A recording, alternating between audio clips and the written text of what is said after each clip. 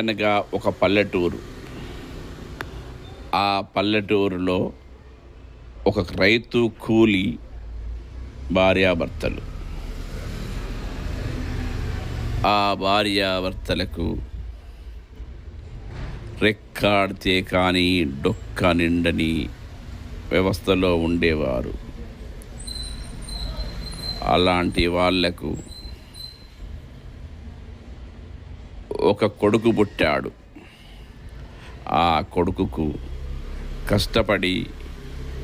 కష్టపడి కారము మెతుకులు తినిపించి, గంజి పెట్టి, గటుకబెట్టి వాళ్ళు ఆ కొడుకును పెంచడం సాగించారు.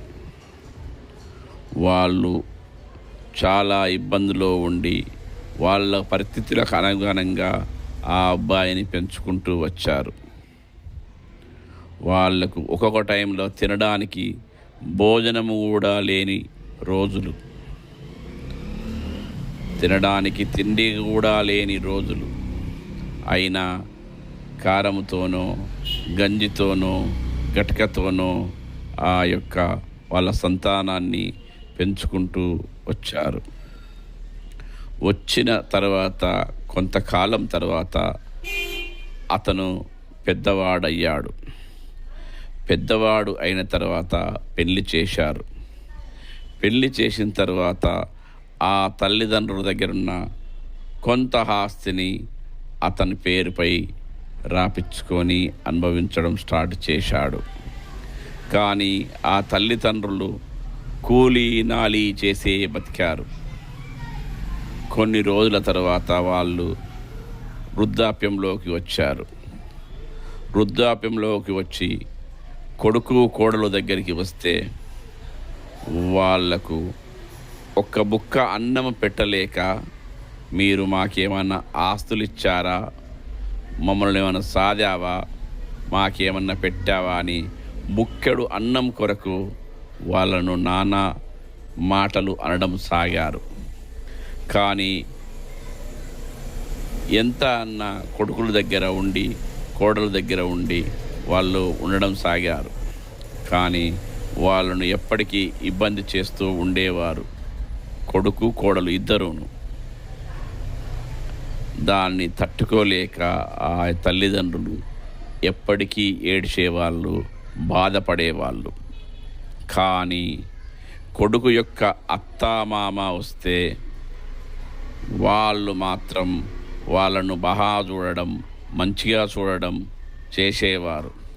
కానీ కొడుకు వాళ్ళ అత్తామామను మంచిగా చూడవద్దని ఈ కథలోని సారాంశం కాదు. వాళ్ళతో పాటు వీళ్ళను కూడా ఆప్యాయంగా మాట్లాడి, వీళ్ళని కూడా ఏమీ అనకుండా ఉంటే బాగుంటుంది. వాళ్ళకు పెట్టే పట్టెడు అన్నం కొరకు వీళ్ళను మహా అనడం కరెక్టేనా? ఈ సమాజంలో ఈ కథ ఎంత దూరం వెళ్తుంది? ఈ కథలో ఉన్న ఆ కొడుకు కోడలు వాళ్ళ తల్లిదండ్రులైనా, వీళ్ళ తల్లిదండ్రులైనా, కొడుకు తల్లిదండ్రులైనా, కోడలు తల్లిదండ్రులైనా బాగా చూసుకొని వాళ్ళను వీళ్ళను ఒకే విధంగా చూసుకోవడం వలన బాగుంటుంది కదా. కానీ ఈ సమాజం ఏంది?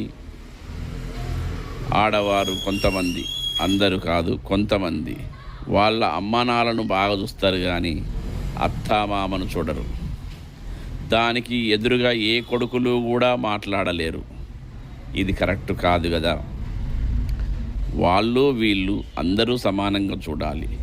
భర్త యొక్క తల్లిదండ్రులను బాగా చూడాలి, భార్య యొక్క తల్లిదండ్రులను కూడా బాగా చూడాలి. ఆ విధంగా చూస్తేనే సమాజంలో మంచి పేరు, ప్రఖ్యాతలు వస్తాయి.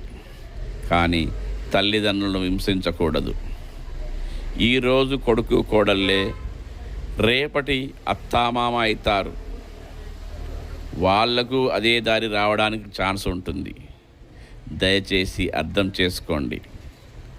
మీరు మీ తల్లిదండ్రులను మంచిగా చూడండి. వాళ్ళు వృద్ధాప్యంలో వాళ్లకు ఆస్తులు ఐశ్వర్యాలు అవసరం లేదు. బుక్కడు అన్నం, సంతృప్తిగా మాట్లాడడం, ఇదే సరిపోతుంది. తల్లిదండ్రుల దీవెన అందరికీ అవసరం. తల్లిదండ్రులు భగవంతునితో సమానం అంటారు. తల్లిదండ్రుల తర్వాతనే భగవంతుడు. కంపల్సరిగా తల్లిదండ్రులను మంచిగా చూడండి. వాళ్ళు ఆ వృద్ధాప్యంలో వాళ్ళు ఏమీ చేయలేరు. వాళ్ళకు ఉన్నంతలా మిమ్మల్ని సాధారు. ఒక్కప్పటి కాలం వేరు, ఇప్పటి కాలం వేరు. అప్పుడు భోజనం చేయడానికే సరి అయిన అన్నం దొరికేది కాదు. ఇప్పుడు వేరు, సమాజం మారుతుంది. దయచేసి తల్లిదండ్రులను మంచిగా చూడండి, వాళ్ళ దీవెనలు పొందండి. జై శ్రీరామ్, జై శ్రీరామ్, జై శ్రీరామ్.